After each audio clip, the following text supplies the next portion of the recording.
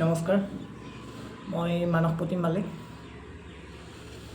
আচলতে আজি এটা ইম্পৰ্টেণ্ট কথাৰ ওপৰত এই ভিডিঅ'টো বনাবৰ কাৰণে প্ৰথমবাৰৰ কাৰণে ট্ৰাই কৰিছোঁ। যোৱাকালি অৰ্থাৎ 23 মাৰ্চ 2026 তাৰিখে আমি অহা ট্ৰেইনখনত এটা কথা হয়, আপোনালোকে হয়তো জানে কিছুমানে, যে মই যদিও মোৰ ঘৰ গুৱাহাটীৰ মিৰ্জাৰ ওচৰত হয়, তথাপিও মই আপোনাৰ কৰ্মসূত্ৰে গোৱালপাৰাত বসবাস কৰি আছোঁ। এতিয়া গোৱালপাৰাতে থাকোঁ। গতিকে মই সপ্তাহত শনিবাৰে গধূলি ঘৰ গৈ সোমবাৰে ৰাতিপুৱা আকৌ গোৱালপাৰা আহোঁ। ঠিক তেনেকৈ যোৱাকালি ৰাতিপুৱা আমাৰ মিৰ্জাৰ পৰা মই আৰু মোৰ তেওঁ অহা যোৱা কৰোঁতে চিনাকি এজন দাদা, যিয়ে নেকি গোৱালপাৰাতে চাকৰি কৰে, তেখেত আৰু মই দুজনে মিৰ্জাত ট্ৰেইনত উঠি গোৱালপাৰা আহি আছিলোঁ। ঠিক তেনেতে গোৱালপাৰা পোৱাৰ আগতে এটা ষ্টেচন আগত, মানে কৃষ্ণা ষ্টেচনত, আপোনালোকে নিশ্চয় জানে, যিসকলে গুৱাহাটীৰ পৰা বঙাইগাঁও যাব লগা পেছেঞ্জাৰ ট্ৰেইনখনত অহা যোৱা কৰে, তেওঁলোকে হয়তো নিশ্চয় জানে যে সেই ট্ৰেইনখনত মই দেখাত 2-3জনমান মানে অসহায় যুৱক, অন্ধ দাদা কেইজনমানে তাত গান গাই তেওঁলোকৰ প্ৰতিভা প্ৰদৰ্শন কৰি তেওঁলোকৰ জীৱন নিৰ্বাহ কৰি আছে। মই 2-3জন মানুহক লগত চিনাকি হৈছোঁ। এতিয়া বৰ্তমানলৈ 2-3জন মানুহ ভালকৈ চিনি পাওঁ। তেওঁলোকে ট্ৰেইনত তেওঁলোকৰ নিজৰ প্ৰতিভা প্ৰদৰ্শন কৰি ৰাইজে মৰমেৰে যি 5-10 টকা দিয়ে, তেওঁলোকে সেই পইচাখিনিৰে তেওঁলোকৰ নিজৰ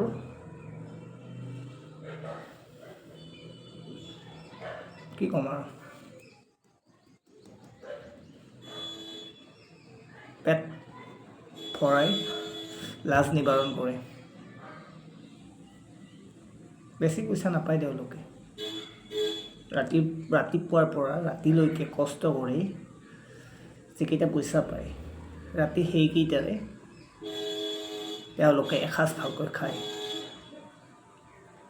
এতিয়া কথাটো হ'ল, কালি আমি যেতিয়া কৃষ্ণা ষ্টেচনত ট্ৰেইনখন ৰখে, কৃষ্ণাৰ পৰা গোৱালপাৰা আহিব লওঁতে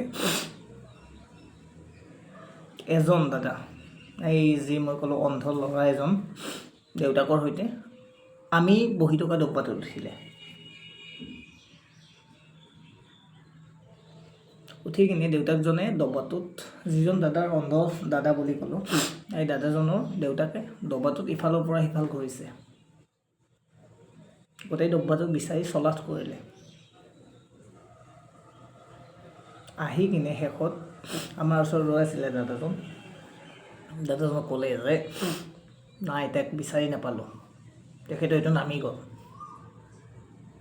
তেতিয়া যিজন দাদাই গান গায়, টকা উপাৰ্জন কৰে, আত্মনিৰ্ভৰশীল দাদাজনে ক'লে যে নাই, ক'ত পাবি আৰু তাক, সি পলালে, আমাক লুটি লৈ গ'ল। যেতিয়া সি লুটি লৈ গ'ল শব্দকেইটা শুনিলোঁ, তেতিয়া মই সুধিলোঁ যে কি হ'ল দাদা? তেতিয়া সেই অসহায় অন্ধ দাদাজনে কি ক'লে,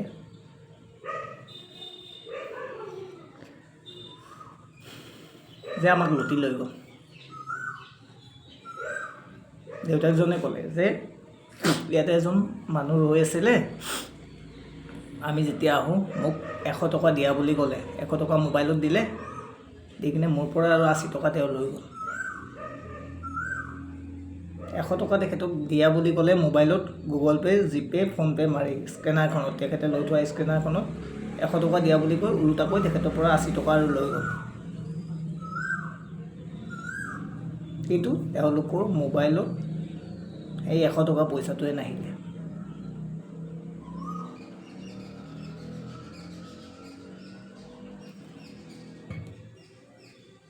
কি ক'ব ভাবকচোন।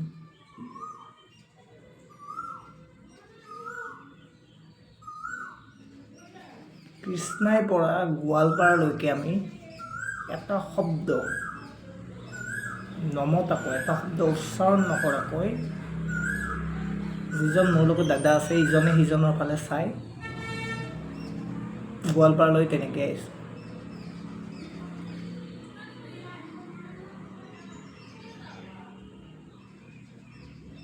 কিমান বেছি নিৰ্লজ্জ, অকৰ্মণ্য, এলেহুৱা মানুহ হ'ব পাৰে ভাবকচোন।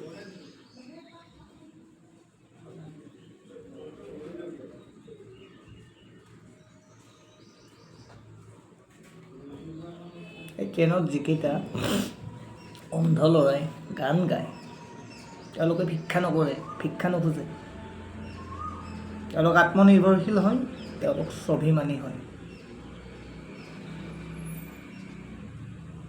কিন্তু তেওঁলোকৰ পৰা 100 টকা লুটি লৈ গ'ল। 100 টকা আপোনাৰ মোৰ মনত সাধাৰণ কথা হ'ব পাৰে, কিন্তু তেওঁলোকৰ বাবে যিয়ে নেকি ৰাতিপুৱাৰ পৰা ৰাতিলৈকে পেটৰ ভোক নিবাৰণৰ বাবে সংগ্ৰাম কৰে,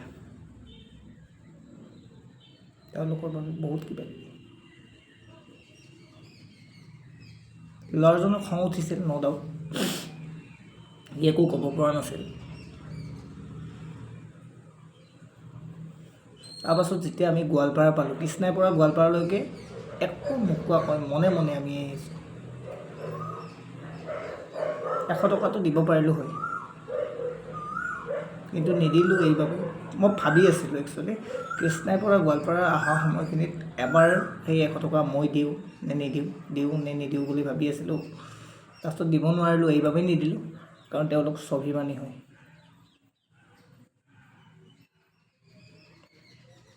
যদি দিওঁ হয়তো তেওঁলোকে ভাবিব পাৰে যে আমি দয়া কৰিলোঁ, আমি পুতৌ কৰি দি দিলোঁ। স্বাভিমানী মানুহৰ স্বাভিমানটোৱে আচল অলংকাৰ। শেষত যেতিয়া গোৱালপাৰাত আমি নামিব ল'লোঁ, মই এটাই কথাই ক'লোঁ যে দাদা,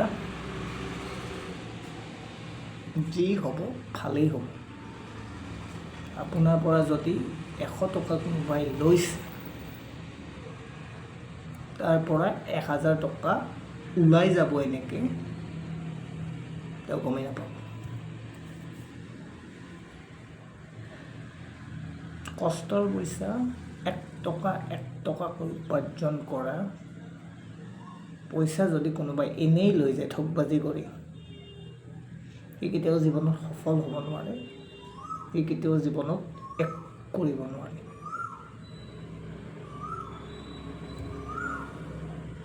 বৰ্তমানটো কি? বৰ্তমান চাউল পায়, দালি পায়,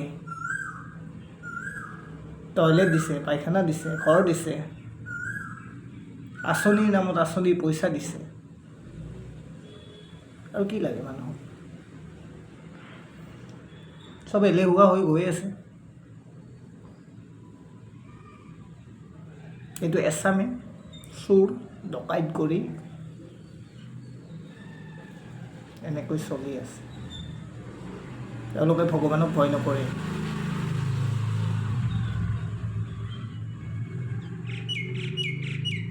যোৱা সপ্তাহৰ বৃহস্পতিবাৰে আমাৰ গাঁৱৰ শিৱ মন্দিৰটোৰ পৰা যিটো দান বৰঙণি দিয়া বাকচ, দান পাত্ৰ, সেই টেমাটো, পইচাৰ টেমাটোৱে চোৰে চুৰ কৰি লৈ গ'ল।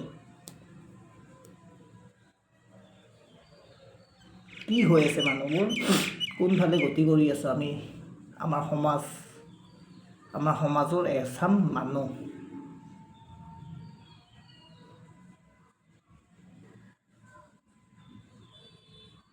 ভাবকচোন এবাৰ, কি ভাবিব তেওঁলোকে, মনত কেনেকুৱা লাগিব?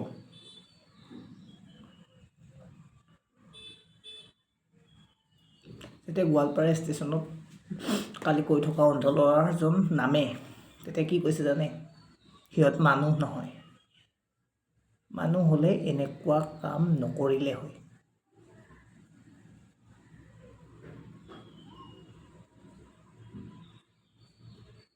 ক'বৰ ভাষা নাই।